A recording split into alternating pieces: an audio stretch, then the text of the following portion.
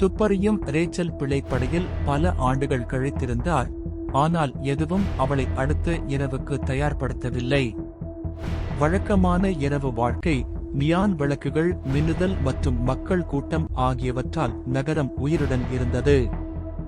ஆனால் மேற்பரப்புக்கு அடியில் ஒரு மோசமான சதி வெளிவந்து கொண்டிருந்தது. நகரின் மைய பகுதியில் நள்ளிரவில் நடந்த ஒரு பெரிய ஆயுத ஒப்பந்தம் குறித்து ரேச்சலுக்கு அனாமதேய தகவல் கிடைத்தது.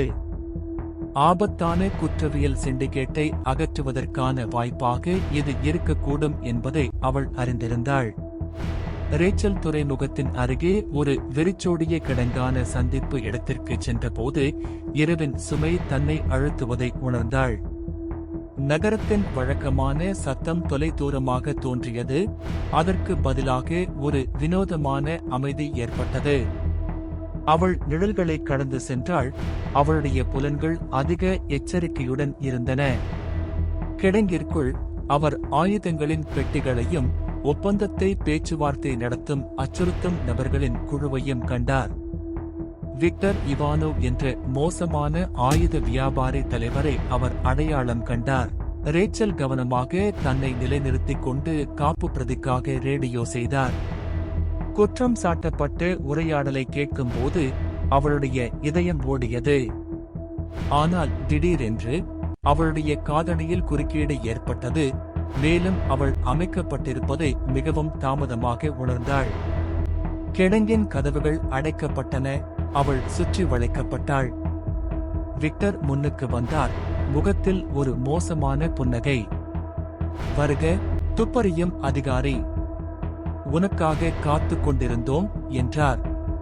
கடுமையான துப்பாக்கி சண்டை வெடித்தது.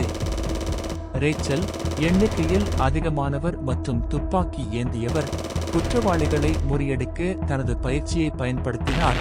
ஆனால் அவரால் அவர்களை நீண்ட நேரம் தடுத்து நிறுத்த முடியாது என்பதை அவர் அறிந்திருந்தார். அவள் அதிகமாக இருக்கப் போகிற போது அவளுடைய காப்பு வந்தது. சைரன்கள் ஒலித்தன. போலீசார் கிடங்கை தாக்கினர். விக்டரின் ஆட்கள் விரைவாக அடக்கப்பட்டனர். இருப்பினும் விக்டர் குழப்பத்தில் தப்பினார். இதனால் ரேச்சலுக்கு முடிக்கப்படாத வணிக உணர்வு ஏற்பட்டது. ரேச்சலும் அவரது குழுவும் அந்த பகுதியை பாதுகாத்த போது பெட்டிகளில் ஒன்றில் ஒரு சிறிய சாதனம் இணைக்கப்பட்டிருப்பதை கண்டார். நகரம் முழுவதும் இருட்டடிப்பை தூண்ட ஒரு டெட்டனேட்டர் அமைக்கப்பட்டது. அவள் அதை விரைவாக செயலிழக்கச் செய்து பேரழிவை தடுத்தாள். ஆனால் ஏதோ ஒன்று அவளை கலங்க வைத்தது. அமைப்பு மிகவும் சரியானதாக இருந்தது. நேரம் மிகவும் துல்லியமாக இருந்தது. அவள் இரவின் நிகழ்வுகளை மதிப்பாய்வு செய்து அனாமதேய உதவிக்குறிப்பு காவல்துறைக்குள் இருந்து வந்ததை உணர்ந்தாள். வளாகத்திற்கு திரும்பிய ரேச்சல் பாதுகாப்பு பதிவுகளில் நுழைந்து அதிர்ச்சியூட்டும் காட்சிகளை கண்டுபிடித்தார். அவரது சொந்த கூட்டாளியான துப்பறியும் மார்க் வில்சன் அன்றைய தினம் விக்டரை சந்தித்து வந்தார். அந்த உணர்தல் அவளை குடலில் ஒரு பஞ்ச் போல தாக்கியது. பார்க்கிங் கேரேஜில் அவர் மார்க்கை எதிர்கொண்டார். அங்கு அவர் தனது செயல்களை விளக்க முயன்றார். எனக்கு வேறு வழியில்லை ரேச்சல். அவர்களுக்கு என் குடும்பம் இருக்கிறது என்று அவர் கெஞ்சினார்.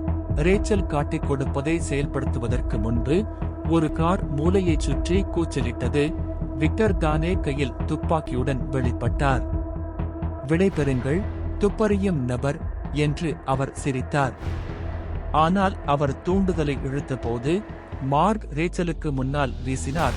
அவளுக்கான புல்லட்டை எடுத்துக்கொண்டார்.